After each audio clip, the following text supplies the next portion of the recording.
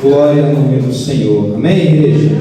Podeis assentar no nome de Jesus, fique à vontade. Louvado seja o nome do Senhor. Depois de tudo isso, fica difícil pregar, né? Você fala assim, eu vou falar o que agora? Não é? Glória a Deus, porque Jesus, Ele é suficiente. Ele é suficiente. Uma pessoa que está cheia de Deus, ela não vê dificuldade em fazer nada. Uma pessoa que tem Jesus no seu coração e entendeu o propósito da sua vida, ela não mede esforços. Nada para ela é difícil, né? Eu conheço pessoas que morou na rua 7 anos, passou por 16 centros de recuperações, mas no dia que ele encontrou Jesus, Jesus foi suficiente na vida dele. Jesus é suficiente, querido, quando Ele entra na nossa vida. Quando Jesus Ele entra na nossa vida, Ele completa os vazios que tem na nossa alma. Ele preenche os nossos anseios e nada mais parece impossível para nós, porque nós conseguimos enxergar além daquilo que está diante dos nossos olhos. Eu quero dizer para você, na autoridade do nome de Jesus, se você colocar Jesus na tua vida, Ele é suficiente para te arrancar do lago de pecado e te colocar assentado entre os príncipes, assim como o salmista declarou. Jesus, Ele é suficiente na nossa vida. Quantas famílias foram transformadas pelo poder do Evangelho de Cristo Jesus? Quantas pessoas foram salvas? Guerras foram paradas porque o nome de Jesus foi levantado em meio a discussões. Querido, se nós conseguíssemos levantar o nome de Jesus mais alto, querido, o mundo não estaria em crise como está. Porque o nome do Senhor Jesus, Ele é suficiente, querido. Eu lembro em meio à pandemia, muitas pessoas se suicidando, muitas pessoas em crises, muitas pessoas que morreram não por causa da doença, mas por causa da ansiedade, por causa da depressão, e esqueceram que Jesus era suficiente para eles. Oh Deus querido, Jesus Ele é suficiente, querido. Eu quero conversar com você nessa tarde sobre a brevidade da sua vida. Eu quero dizer que a sua vida ela é muito breve. A sua vida ela é passageira e passa rápido demais. Por isso, abra sua Bíblia comigo no livro de Eclesiastes, capítulo 12. Vou trazer apenas uma breve meditação. E eu queria ouvir depois mais um louvor. Enquanto esse louvor vai ser cantado, que você venha meditar na sua vida. O culto, querido, ele é feito da sua forma, não é da minha forma. Você pode expressar glória, você pode expressar aleluia, você pode fechar os olhos e trazer uma reflexão sobre a tua vida, porque esse é um ambiente onde nós criamos para que o Espírito Santo trabalhe na minha vida e na sua vida. E você sai daqui diferente, você sai daqui melhor do que você entrou, você sai daqui focado a tomar decisões assertivas na sua vida, porque Deus, Ele está aqui, querido, e Ele quer se manifestar na sua vida. Por isso, agarre a palavra que vai ser lançada e tome decisões assertivas na sua vida. Deus, querido, é um Deus de oportunidade.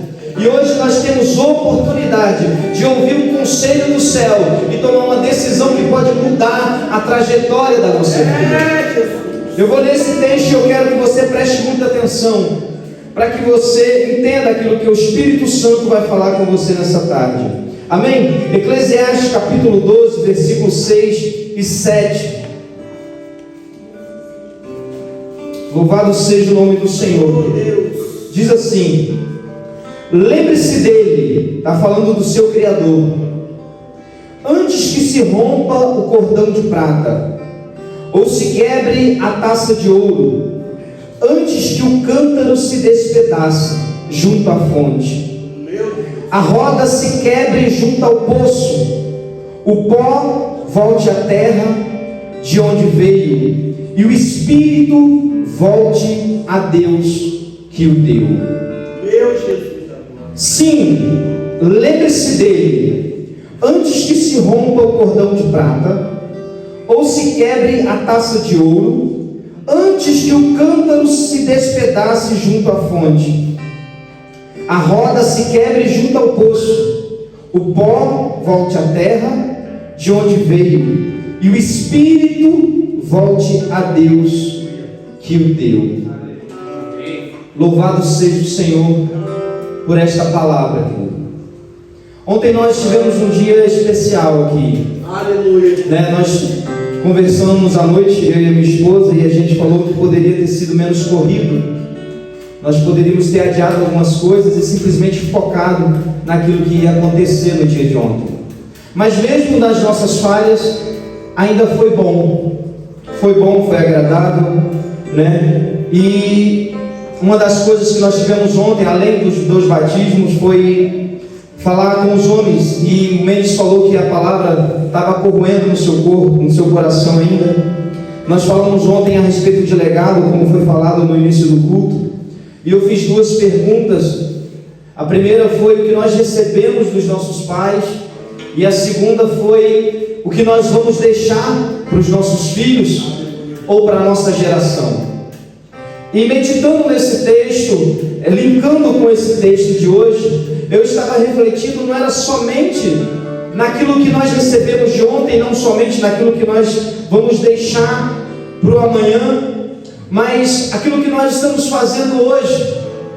Eu assisti alguns trechos do culto da manhã e ouvi o Senhor falando a respeito de como o Senhor tem ido lá no hospital e tem visto algumas pessoas pela última vez.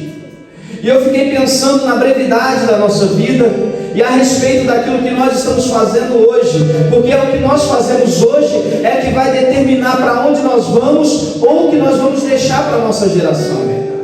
A nossa construção, eu falei isso ontem, o legado que nós vamos deixar para os nossos filhos amanhã, nós estamos construindo hoje.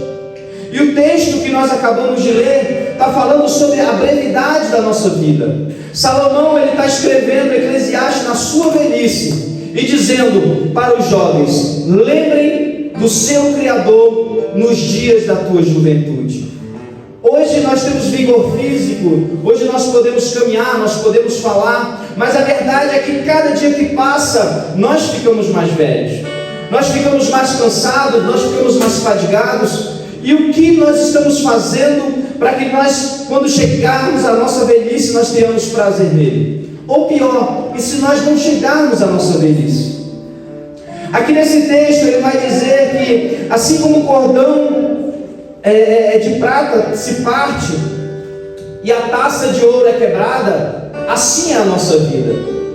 A taça, o cordão de prata e a taça de ouro que ele está se referindo é uma lâmpada que é feita no Oriente, onde ela tem uma bacia de prata, tem uma bacia de ouro e tem um cordão enrolado com algodão que fica pendurada nas casas. E ela tem o propósito de iluminar as fachadas da casa e o seu terraço. Ou seja, ela tinha um propósito, mas quando ela foi quebrada, ela já não servia de mais nada. O jarro, o cântaro que está à beira da fonte, que é quebrado, também não serve para mais nada. A roda do poço que para de girar, também ela não serve para mais nada. E a nossa vida, quando passa, também não serve para mais nada. E a reflexão que eu queria trazer hoje para a minha vida e para a sua vida é que eu tenho um propósito e você tem um propósito. A lâmpada tem o propósito de iluminar, o cântaro tem o propósito de pegar água, a roda do poço tem o propósito de fazer aquela água subir para alimentar outras pessoas. E a minha vida e a sua vida tem um propósito também. E diante de um culto como esse, aonde nós exaltamos o nome do Senhor Jesus, aonde nós adoramos a beleza da santidade do nosso Deus, o Espírito Santo na nossa vida, ele ministra sobre nós que nós temos propósitos também. Enquanto nós cantamos, nós lembramos de algumas coisas que nós vivemos, nós lembramos de algumas coisas que nós passamos, até mesmo de dificuldade. E como o nosso irmão Ednei, ele falou aqui, até a luta que nós passamos tem um propósito, querido. Nós precisamos ser exprimidos para que o nosso melhor venha para fora. Nós precisamos passar dificuldade para nos tornar firmes, para nos tornar maduros, para nos tornar homens e mulheres de Deus experimentados e provados por Ele. Porque para carregar o nome do Senhor Jesus sobre as nossas costas, querido, nós precisamos passar por um processo, e esse processo se chama boa, agradável e perfeita vontade de Deus. Porque na boa vontade de Jesus, querido, Ele caminhava pregando a sua palavra. Na agradável vontade do Senhor Jesus, querido, Ele fazia discípulos. Mas na perfeita vontade do Senhor Jesus, querido, Ele estava caminhando até a cruz, porque Ele tinha entendido que o propósito dele era muito maior do que a vida que Ele tinha nessa terra.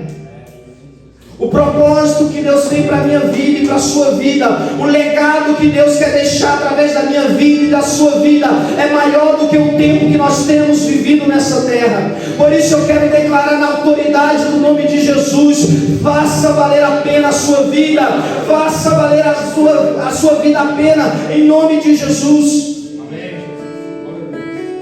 Como nós cantamos aqui, Jesus Ele é suficiente para mudar a trajetória da sua vida. Jesus Ele é suficiente para mudar a sua casa, a sua família, a sua parentela, a sua situação financeira. A partir do momento que verdadeiramente você entende que você tem um propósito e você foca naquele propósito, as coisas vão se abrir, querido. As coisas vão se abrir.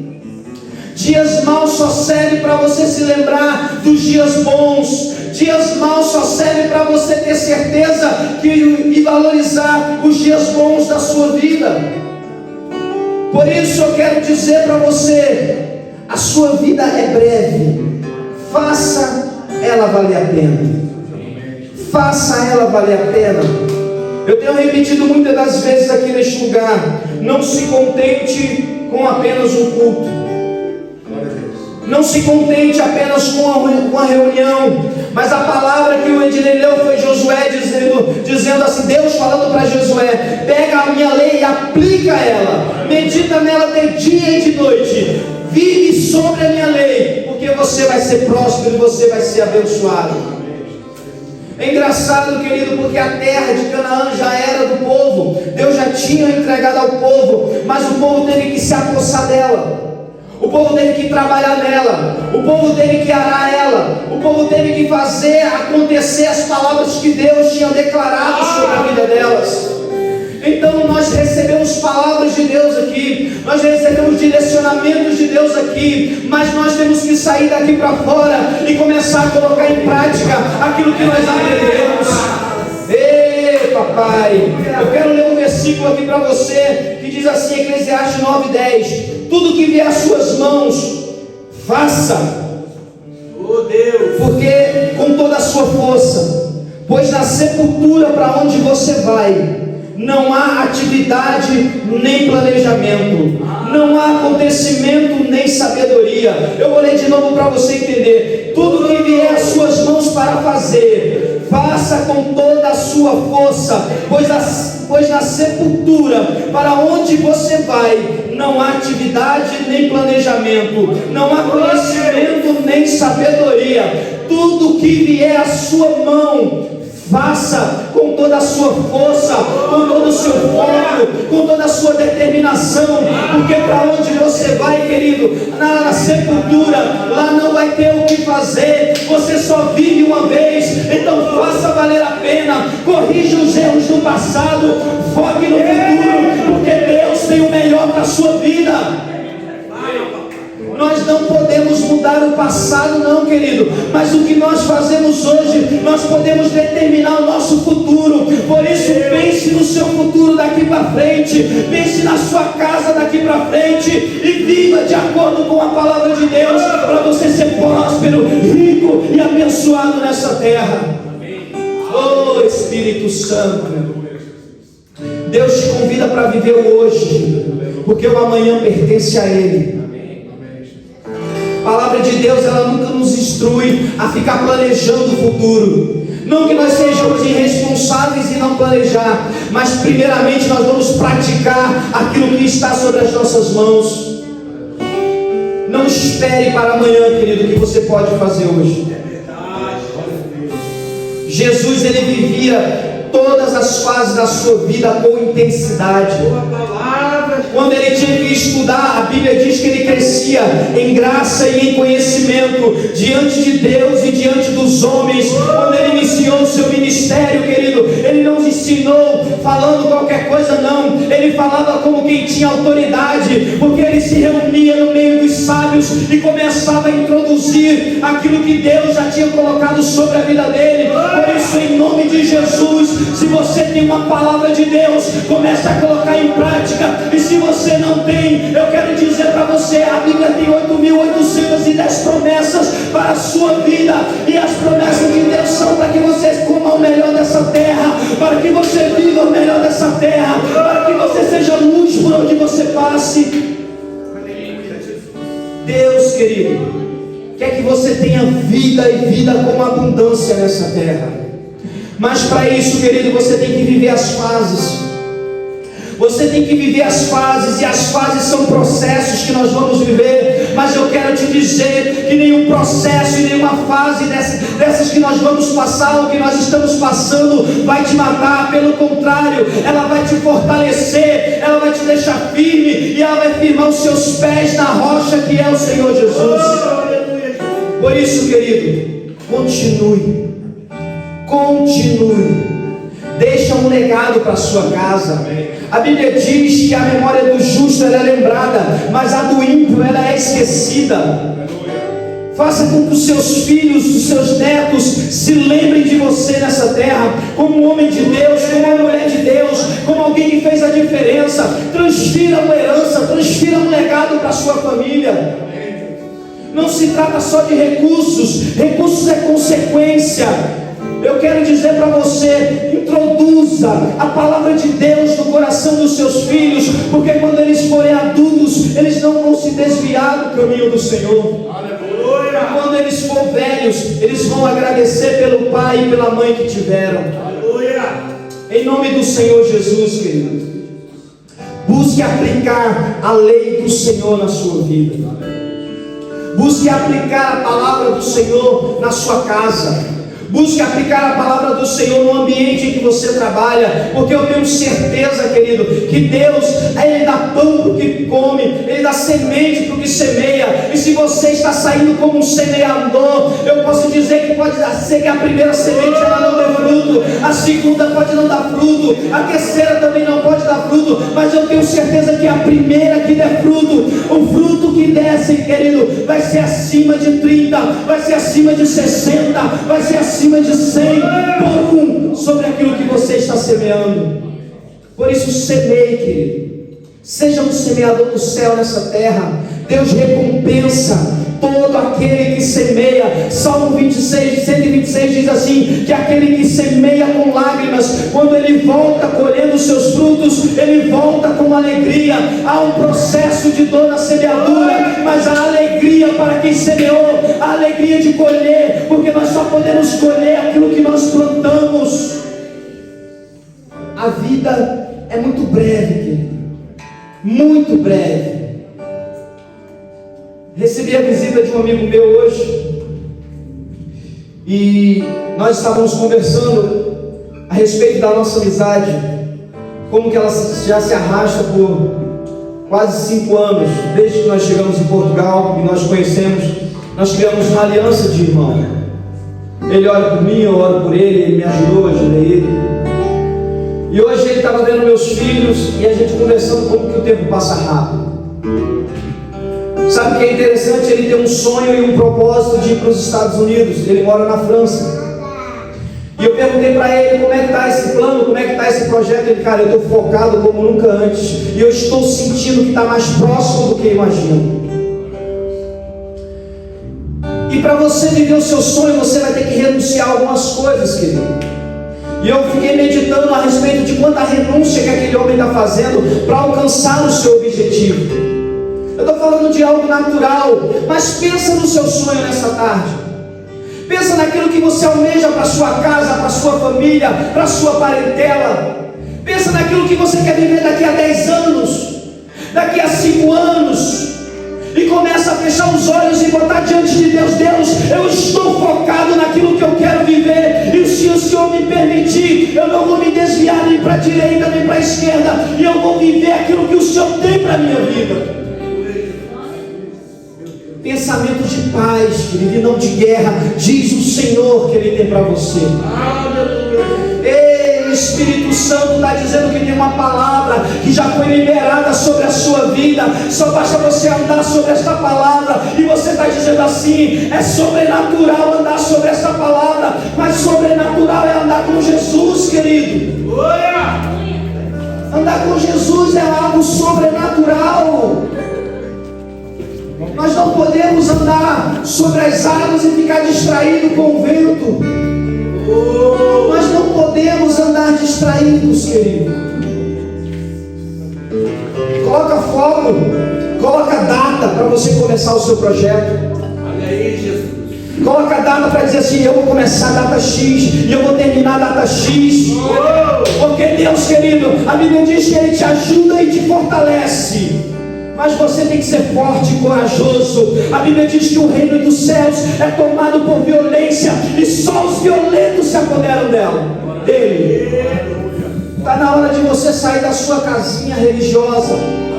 Está na hora de você ser ousado na sua fé. Fé tem que ser praticada, querido. Fé é um músculo espiritual que tem que ser praticado. Se você não pode dar um salto, então coloca um pé, porque Deus vai colocar o chão para você caminhar. Ouça, querido, quando nós lançamos a semente na terra, nós não sabemos a que hora ela vai começar a brotar. É por isso que no livro de Eclesiastes vai dizer para você jogar a sua semente e você não tirar a sua mão, para você não sair do arado enquanto você não vê aquilo brotar. Então permaneça. Se Deus te deu a vida, querido, se Deus permitiu você estar aqui hoje, Ele te deu mais uma oportunidade, porque amanhã pode ser tarde demais. Uma das coisas que eu ouvi o Senhor comentando foi do acidente de avião que ocorreu. Eu não sei porque eu estou sem rede social, mas me parece que alguém ficou fora do embarque, e essa pessoa murmurou porque queria ter embarcado. Ei, você não sabe quando Deus está guardando a sua vida. Você não sabe quando o seu carro quebra, é Deus guardando a sua vida. Você não sabe quando você se machuca e não pode trabalhar, porque Deus pode estar guardando a sua vida. Eu quero dizer para você, em nome de Jesus, Deus guardou a sua vida para você estar aqui hoje. E hoje você olhar para a sua vida, valorizar ela e entender que a partir de hoje você pode caminhar com foco naquilo que você quer fazer. Deus dá pão para o que come e semente para o que semeia. Eu convido a você ser um semeador, querido. Eu convido a você mergulhar verdadeiramente naquilo que nós chamamos de cristianismo. Eu convido você a pesquisar sobre a vida de Jesus, entender como que esse homem mudou a história da humanidade. Como que alguém há 2000 anos atrás não tinha rede social, não fazia live, não tinha youtuber, mas ele revolucionou o mundo através de 12 discípulos. O que esse homem tinha, querido? Eu quero dizer para você que tudo está acessível na sua palavra. Ele deixou um manual para mim e para você, querido. Semana passada eu falei de um missionário que foi morar numa tribo canibal. Levou a sua esposa, tinha 2 filhos, teve mais um no meio da tribo. Ficaram 3 anos lá. O avião passava uma vez por mês para deixar mantimento, e aqueles missionários aprenderam a língua daquela tribo e arrumaram uma estratégia para pregar o evangelho para aquela tribo. E aquele missionário ganhou 150 mil almas para Jesus. Querido, você não tem noção o que Deus pode fazer através da sua vida quando você entende que Ele é suficiente, quando você entende que Ele é o seu provedor, quando você entende que Ele é o seu cuidador, quando você entende que Ele é o seu Salvador, eu quero declarar sobre a tua vida hoje: Ele é suficiente, Warley. Declara para essa igreja ouvir que Ele é suficiente. Se você pode ficar de pé e declarar isso nesta tarde, você pode fazer um voto com Deus hoje e falar: Senhor, se o Senhor é suficiente, eu vou entrar nessa luta, eu vou entrar nessa guerra. Se o Senhor é comigo, hoje eu não me importo como soldado do Senhor. Ele é suficiente, querido. Aleluia, Jesus. Ele é suficiente. Louve ao Senhor em nome de Jesus. Tu és o suficiente. Tu és o suficiente. Tu és o suficiente.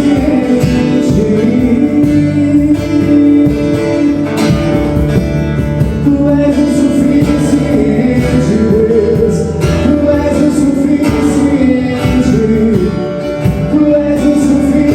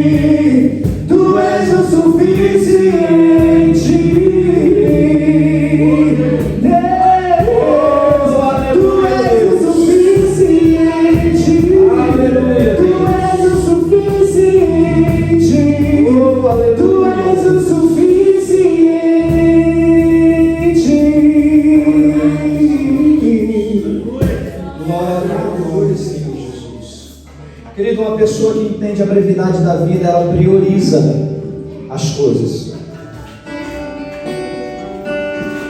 A pessoa que entende que a sua vida é curta, ela tem prioridade na vida, ela não fica perdendo mais tempo. Aleluia. Oh, Jesus! Glória a Deus. Eu lembro que uma vez o pastor me mandou uma pergunta. Na verdade, ele falou: se eu tivesse perguntado alguma coisa para ele, o que eu perguntaria, eu mandei para ele assim: um erro que o senhor cometeu que o senhor não cometeria mais. Aleluia. E ele mandou assim para mim: eu perdi muito tempo tentando mostrar para um tolo aquilo que eu faço, tentando convencer aquela pessoa de que aquilo que eu faço é certo. Deixa eu falar algo para você, querido. Quem aprova os nossos atos é Deus. Quem aprova o nosso ministério é Deus. Quem aprova o nosso chamado é Deus. E os frutos que nós vamos dando durante a nossa caminhada vão apontar se você estava certo ou se você está errado. Eu quero dizer para você, querido, os frutos que você vai dar na sua caminhada é que vai te aprovar diante dos homens, mas o chamado foi Deus que chamou. E o texto que eu quero voltar a ler para você, refletir nele é: tudo que vier às suas mãos para fazer, faça com toda a sua força, pois na sepultura para onde você vai, não há atividade nem planejamento, não há conhecimento nem sabedoria. Para onde nós vamos, não há atividade, não há planejamento, não há conhecimento, não há sabedoria. Lá também não vai ter problema. Por isso, faça aquilo que está sendo colocado nas suas mãos. Aquilo que você escuta como palavra de Deus, coloque em prática na sua vida. Falei semana passada e vou falar aqui hoje. Creia no Senhor teu Deus e andarás seguro. Creia nos seus profetas e prosperarei. Deus, Ele vai usar homens para te promover. Ele vai usar pessoas para te abençoar. Na semana retrasada que eu falei sobre salvação, um salvo está se apresentando diante do Senhor Jesus, e o Senhor Jesus está parabenizando ele, dizendo assim: eu tive fome e você me deu de comer, eu tive preso e você me visitou, eu tive sede e você me deu de beber, eu tive nu e você me deu de vestir. E aquele salvo estava se perguntando: quando que eu fiz isso, Senhor? Ele vai dizer: quando você serviu a um dos meus pequeninos. Não tem como servir Jesus sem servir ao nosso próximo. Não tem como você servir Jesus sem servir a nossa casa, sem pagar um preço pela nossa família, sem pagar um preço para que a palavra de Deus se cumpra em nós e através de nós. Para nós que estamos começando, nós podemos caminhar na boa vontade do Senhor Jesus apenas anunciando a palavra dele. Para nós que já temos alguma caminhada com Jesus, nós podemos andar na agradável e perfeita vontade dele, fazendo discípulos, orientando algumas pessoas. Mas para nós, querido, que já fomos convencidos do nosso ministério, nós já fomos convencidos do nosso chamado, não tem mais volta, querido. Nós vamos ter que caminhar até a cruz. Isso vai custar a nossa vida, isso vai custar o nosso tempo, isso vai nos desgastar, mas eu quero te dizer que vai valer a pena, porque o céu espera a minha vida e espera a sua vida. Os céus nos esperam, querido. Glória a Deus. Então, por isso, se vier algo na tua mão, faça com toda a sua força, em nome do Senhor Jesus. Receba essa palavra no teu espírito, querido. Lembre-se que a sua vida é breve demais. Eu comparei a idade de um amigo meu à eternidade, e a conta é 80 comparado à eternidade. O resultado é nada. A minha vida e a sua vida comparada à eternidade não é nada. Então, por isso, gaste e se deixe gastar para o reino de Deus, porque eu tenho certeza que os céus te esperam. Amém?